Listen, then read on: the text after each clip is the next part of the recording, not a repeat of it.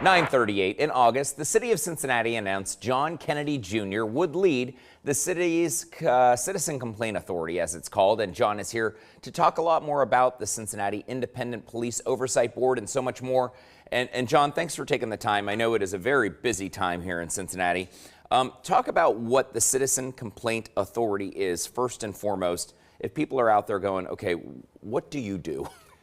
We address all serious police interventions. We are a civilian oversight organization that is independent and impartial and looks into all complaints of citizens of serious police misconduct, anytime shots are fired by CPD officers, and any allegations of improper procedure and things like that when they rise to a certain level. Now, John is fairly new to this position. There has been, turnover as of recent and as of lately. Talk about the backlog that you walked into this office with.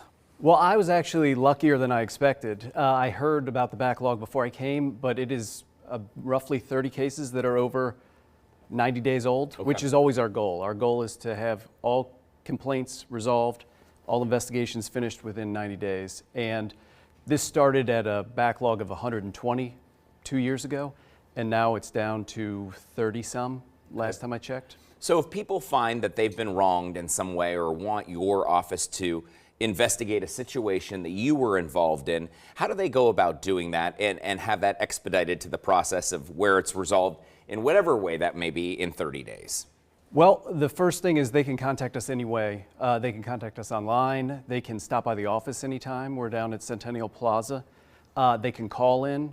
They can mail in anything they need. Yep. And our investigator will be assigned the same day, and they will reach out and do an interview with the complainant and start to get all the records associated with that allegation and interview any police officers that are alleged to be involved, and start that investigation by seeking those records and doing those interviews. And I know you're new at this position, so you can't really look too far back, but you were a prosecutor in the prosecutor's office for a number of years. Talk about, do you think this has gotten better or worse? Do you think, what's the status of policing in Cincinnati in your mind? Well, I actually was a public defender, so I did criminal defense. Okay. And I have grown up in that world where there were civilian police interactions my whole career. In terms of the collaborative process with CPD, I feel like we're in a good place right now. Interim Chief Henney has been very good and responsive in addressing any issues that CCA has and trying to help out in any way that we can. But in terms of addressing the allegations as they come in, the complaints and the shots fired, I think we work in a very collaborative way that is beneficial to resolving these complaints. How big is your department, and do you need more help? We have currently 7 investigators, and they do the brunt of the complaint work and things like that. We also have some administrative staff. But in terms of addressing the complaints as they come in, we've opened 92 complaints this year, and they work very hard, and they are able to deal with those complaints in a timely manner. The big holdups we have are either in receiving records from CPD, scheduling interviews with the complainant and police officers, and just writing up the reports. But in terms of the help and the staffing of CCA, I think we're in a good place right now. John, especially in today's climate, why is this department so important and vital for residents and the city of Cincinnati both together?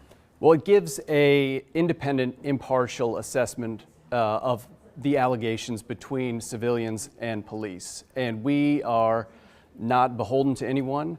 We don't have anything to do other than investigate these claims. We also have a transparency that is helpful both for civilians and police, so that individuals and the people of Cincinnati can actually see what happened, have it explained to them in terms of the policies and procedures in place, and know that it was addressed by an independent agency in a way that I think is fair and impartial to all.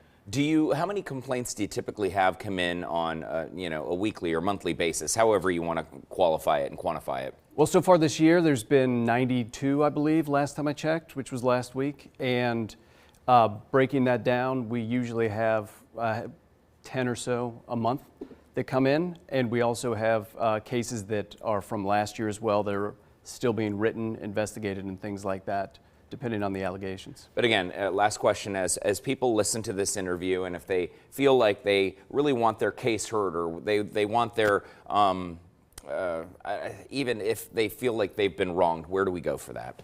They can get online and reach out to us. They can call us. They can stop by the office. I will let everyone know we have a board meeting tomorrow night at 5. Good. They can see that streaming on Facebook.